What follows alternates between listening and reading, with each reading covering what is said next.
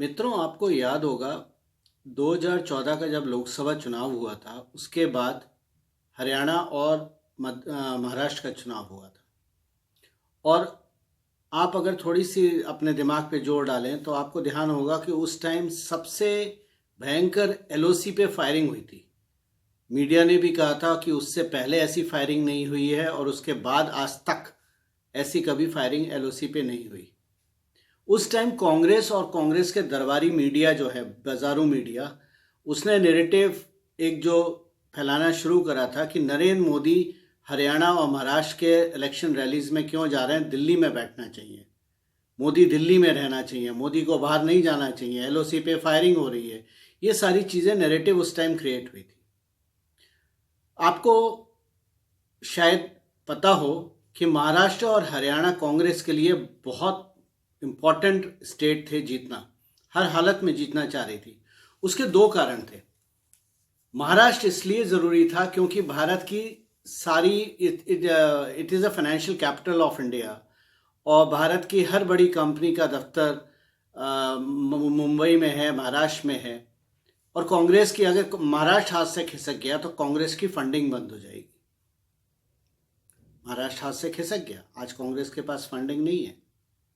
हरियाणा इसलिए ज़रूरी था कांग्रेस का जीतना क्योंकि हरियाणा में दामाद बाबू का सबसे बड़ा लैंड बैंक है और अगर हरियाणा हाथ से खिसक गया तो दामाद बाबू की सारी पोल खुल जाएगी, उनके सारे ज़मीन के काले कच्चे चिट्ठे बाहर निकल के आ जाएंगे, जो कि हुआ, आज हो रहा है। ईडी इंक्वायरी कर रही है। इसके बाद एक चुनाव आता है यूपी का 2017 में। 2016 में डिमोनेटाइजेशन हुआ था और 2017 में कांग्रेस और उसके बाजारू मीडिया, दरबारी मीडिया ने नैरेटिव सेट करने की कोशिश करी थी कि वहाँ पर पैसा नहीं है, डिमोनेटाइजेशन हो गया, डिमोनेटाइजेशन ख़त्म होना चाहिए। उनकी कोशिश ये थी किसी तरह से डिमोनेटाइजेशन वापस हो जाए और यूपी हमारे हाथ में रहे किसी भी रूप में, चाहे वो बसपा रूल करे या समाजवादी रूल करे, इनडायरेक्टली कांग्रेस ही रूल कर रही थी। ये इसलिए ज़रूरी था क्योंकि यूपी से 80 सीटें आती हैं लोकसभा की, जो कि कांग्रेस के लिए लोकसभा 2019 के लिए बहुत ज़रूरी था, लेकिन यूपी खिसक गया। आज अगर आपको याद हो, सुरजेवाला, रणदीप सिंह सुरजेवाला ने प्रेस कॉन्फ्रेंस करी और उसमें बोला कि मोदी इधर उधर क्यों घूम रहे हैं, मोदी बोट पे क्यों चल रहे हैं, मोदी उस रैली में क्यों जा रहे हैं, मोदी विदेश क्यों जा रहे हैं, जबकि पुलवामा का अटैक हुआ है और हमें बदला लेना है। एक नैरेटिव सेट करने की कोशिश की जा रही है पुलवामा अटैक पे कि मोदी ने करवाया है, मोदी ने अपने पॉलिटिकल गेन्स के लिए करवाया है और मोदी बाहर क्यों जा रहे हैं, मोदी को दिल्ली में रहना चाहिए, मोदी को कहीं भी ट्रैवल नहीं करना चाहिए क्योंकि अटैक हुआ था। अब आपको समानता समझ में आ रही है कुछ?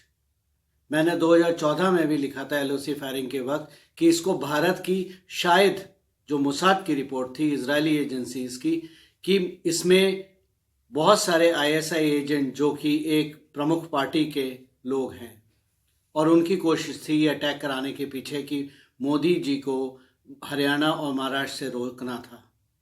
आज भी वही है कि मोदी जी को कोई भी और काम करने से रोकना है, उनको दिल्ली में बैठना चाहिए।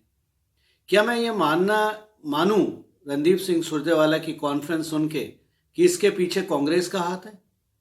चाहे वो एलओसी फायरिंग हो, चाहे पुलवामा अटैक हो, क्या इसके पीछे कहीं कोई साजिश है किसी की जो कांग्रेस को पता है?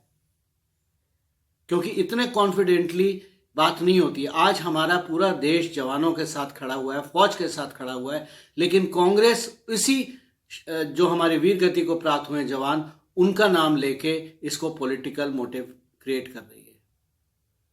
दोस्तों, इस बात पे ध्यान दीजिएगा। मैंने आपको बहुत कुछ बता दिया है, इस बात को ध्यान दें और इसको हल्के में ना लें। ये बहुत बड़ी साजिश है।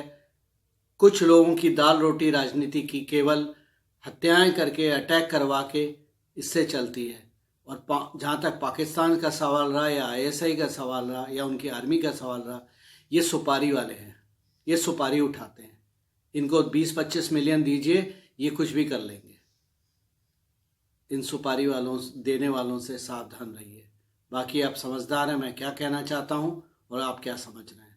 जय हिंद, जय भारत।